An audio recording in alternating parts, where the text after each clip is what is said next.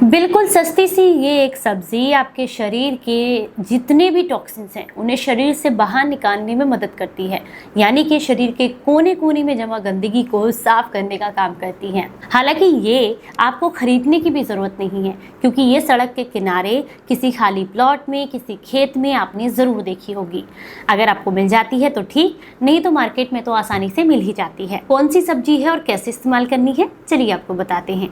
उम्मीद करती हूँ आज की जानकारी आप सभी को बेहद पसंद आएगी। Hello everyone, welcome back. मैं हूँ आपकी दोस्त मधु। आज हम बात कर रहे हैं कटु परवल के बारे में, जिसे कड़वा परवल भी कहा जाता है। हो सकता है आप में से बहुत सारे लोगों ने इसका नाम पहली बार सुना होगा, क्योंकि परवल की सब्जी तो हमने कई बार खाई है, लेकिन कटु परवल जिसे कड़वा परवल कहते हैं, इसकी सब्जी ना तो किसी ने खाई होगी और ना ही इसके बारे में सुना होगा। आप में से कितने लोग उपले समझते हैं, मुझे कमेंट बॉक्स में बताइएगा। उपले मतलब गोबर के जो बनाए जाते हैं, इसको सुखाया जाता है, गोबर को बाद में जलाने के लिए इस्तेमाल होते हैं। वही उपले का जब बहुत बड़ा सा घेरा बनाया जाता था तो उसके ऊपर ये बेल चलती थी अपने आप, और हम इसे यूं ही समझ करके हटाकर फेंक देते थे। लेकिन बाद में पता चला कि इसे कटु परवल कहते हैं, और इसकी सब्जी अगर लगातार 1 हफ्ते तक सेवन करी जाए तो ये शरीर की बहुत सारी समस्याओं को दूर करती है। क्या क्या समस्याएं, चलिए आपको बताते हैं। इसकी पहचान करने के लिए इसकी जो बेल होती है उस पर फूल जो लगते हैं वो सफ़ेद रंग के लगते हैं, और कैसी होती है देखने में वो सामने आप देख सकते हैं।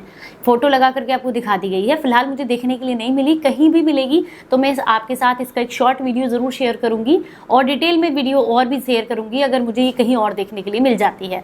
फिलहाल मैंने आपको फोटो से समझाने की कोशिश की है, जिससे कि आप ये समझ सके कि कटु परवल किस तरीके के होते हैं। कटु परवल क्योंकि कड़वे होते हैं, इसलिए ये पित्त दोष को कम करने वाले होते हैं।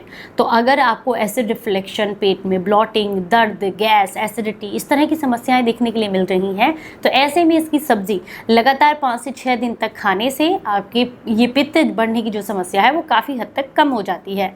अगर आप बहुत लंबे समय से बुखार की समस्या से परेशान हैं और ये पित्त ज्वर है, पित्त की वजह से आने वाला बुखार है, तो इस वजह से आपको जो बुखार बार बार आता रहता है, इम्यूनिटी कमज़ोर हो गई है, ये बुखार टूटता ही नहीं है, तो ऐसे में इसका सेवन करने से आपको लाभ मिलते हैं। ये बुखार के लिए बहुत अच्छी है। इसका सेवन करने से आपके त्वचा रोग कम होते हैं। क्यों? क्योंकि ये आपके खून को साफ करने में मदद करती है।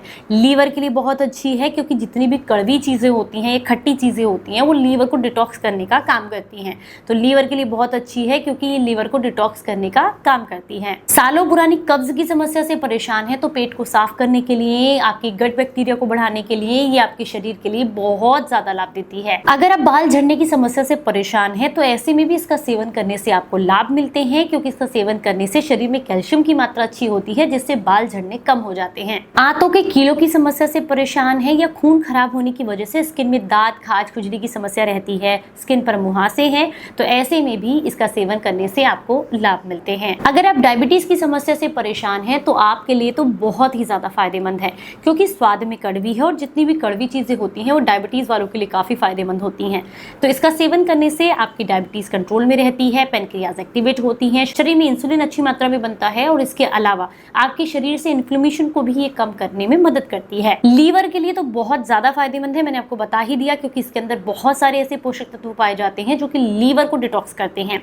अगर आपको फैटी लीवर की समस्या है, लीवर में किसी तरह का इन्फेक्शन है, टॉक्सिक लीवर है, तो ऐसे में इसका सेवन लगातार 1 हफ्ते तक करने से आपको काफी लाभ मिलेंगे। अब इसे 2 तरीके से लिया जा सकता है। पहला तरीका है, इसकी आपको सब्जी बना करके लेनी है। दिन में 1 बार कोशिश करें लंच में इसकी सब्जी लें, ताकि ये आपके शरीर में अच्छे से पचे भी और आपको लाभ भी इसके ज़्यादा मिले।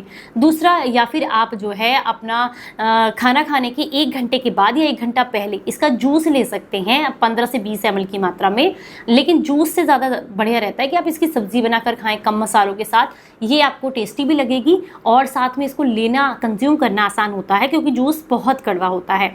तो अगर आप इसका सेवन करते हैं और आप इसके बारे में जानते थे तो मुझे कमेंट बॉक्स में ज़रूर बताइएगा। अगर जानकारी पसंद आई है तो ज़्यादा से ज़्यादा लोगों तक शेयर कीजिएगा। चलिए फिर मिलूंगी किसी नई जानकारी के साथ, तब तक अपना बेहद ख्याल रखिए और हंसते मुस्कुराते रहें। Stay healthy, stay happy, bye bye.